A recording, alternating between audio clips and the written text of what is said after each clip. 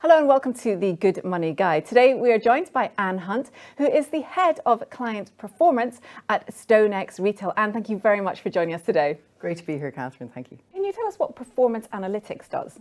Yeah, so performance analytics is a suite of products to help traders better, right? So it focuses on, I guess, three key things. The first is we take away the pain of homework, right? So it's a platform where your trades are logged, your journal is there, your scorecard is available every day, your long-term results are available to look for trends, right? And then we have modules that look at trading psychology. So as much as it's really good to understand, which product does better and which time of day might suit your trading, the stuff that's really actionable for traders is when they get emotional, right? So we're able to measure when, for example, if you start trading very quickly and it affects your performance, we're able to show you that. Or if you're overexposed, right? Or if volatility is high, or et cetera, okay? So what we do is we have a series of heuristics that we measure for each individual trader, and we show them whether for them it's a strength or a weakness. And that way traders can take real action, right? They know the problem, we're able to alert when it's happening, and they're more likely to do something about it. So that's the kind of psychological part of the platform. And then the third part of the platform, which is called Playmaker, allows traders to set up their own plans. Okay, so we all know we should have a plan, and most people write it on a piece of paper, but we actually have it embedded in their trading platform.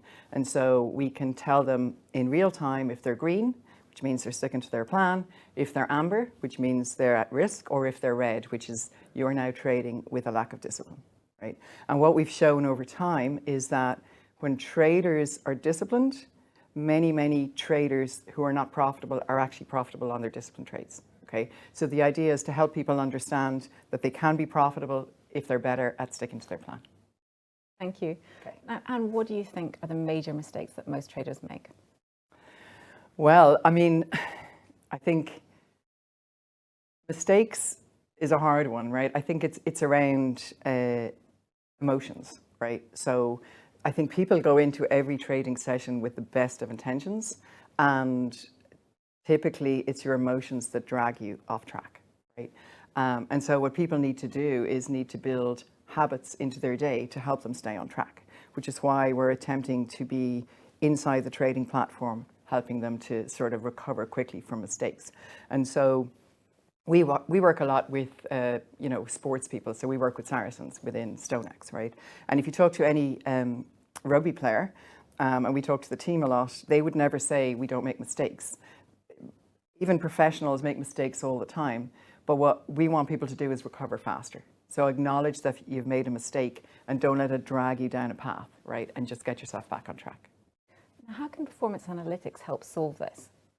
So it solves it from a number of ways. The first most important thing is it gives you the awareness, right? And so I used to work for JP Morgan on the trading floor, right? On Wall Street, all of the stuff, right? And there was a joke that you'd look around the trading floor and everybody would know who was going to blow up their account, apart from the guy himself. And it's typically a guy, right?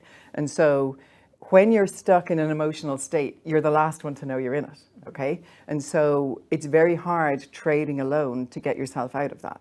And so what performance analytics does, it's like your coach, it's sitting beside you. And so you just get a little ding, amber, right? You get a warning, so it pulls you out of it, right? And it's up to you to get yourself out. It's not a magic potion, but it gives you that trigger for you to then set in motion, your checklist to try and get yourself back on track. Sounds like it can be a big help. And finally today, can you tell us what makes a successful trader?